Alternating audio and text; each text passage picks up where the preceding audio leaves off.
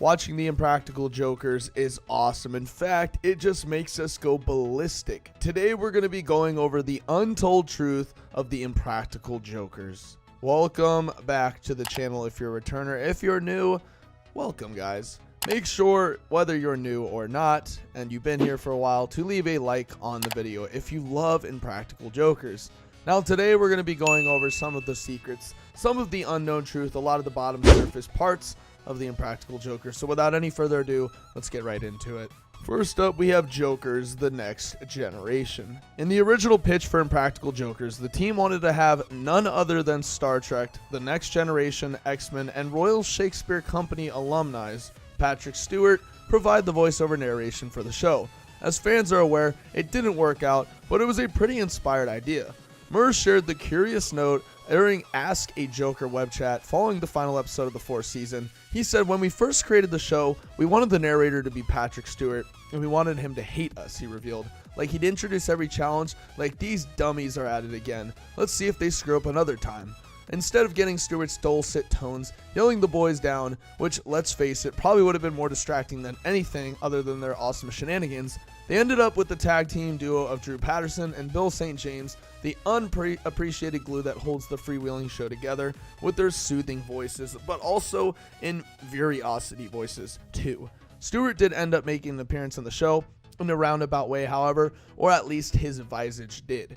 During the premiere of the 5th season, the guys headed out to New York's Madam's Tuad's wax machine, and as well as the museum there, with Sal scoring a shot at Gene Look himself. He seems a little distant, however, it's kind of funny in this way, and this would have been very, very cool that if they would have gotten Star Trek's first generation star, that would have been amazing. Here we have a Murr TV. Now, this is a little bit corny, as I think this type of thing is really, really funny. However, in their tour documentary, the Jokers credit James Murray with being the unstoppable force behind getting Impractical Jokers on the air. Despite being a reality TV star, Murr still maintains his day job as the Senior VP of Development at North-South Productions, which explains why he is the only Joker too busy to have his own podcast. Even though he could host one of them in any of the 17 languages he claims to speak. Murray actually wanted to go ahead and get a podcast show, but like I said, he is a very busy man. He actually has a senior day job, and this is a lot to balance. So what Murray ends up doing in his free time is he loves to go shoe shopping, likes to shop for clothes, and ironically enough, he doesn't like to go hat shopping, which a lot of the Jokers like to crack jokes at, but still, these type of practical Jokers are very impractical. It was him! That's Murray! That's Murray! Oh, there he is. It's like Alfred Hitchcock showing up in his own movie. Here we go, and we have danged. James Murray is the most professionally put together of the Impractical Jokers, with all of them being goofballs or appearing to be alcoholic drunks. With his position, however, as a seasoned producer, suggesting an ample amount of showbiz savvy. Of course, no matter how talented people end up being in their given field, it usually takes them a lot of work to get there. Or what comes before success can be really, really tough. Murr got a harsh reminder of this in his indie film roots on the show when he was presented with this disastrous first feature in the film Damned, which he wrote, produced, and directed for the release in 1998.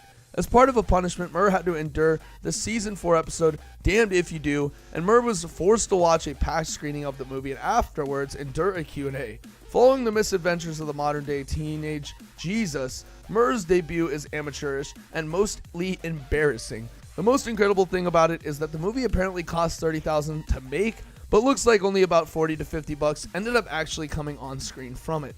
This was a disaster from the get-go. Here we go. Lastly, we have Q's first girlfriend. Astute viewers will note that Q has mentioned that his first girlfriend spent some time in prison, and that she's the half-sister of an A-list celebrity. Out of respect for the delicate family situation, and possibly the looming threat of Scientology, Q's never mentioned her name on air.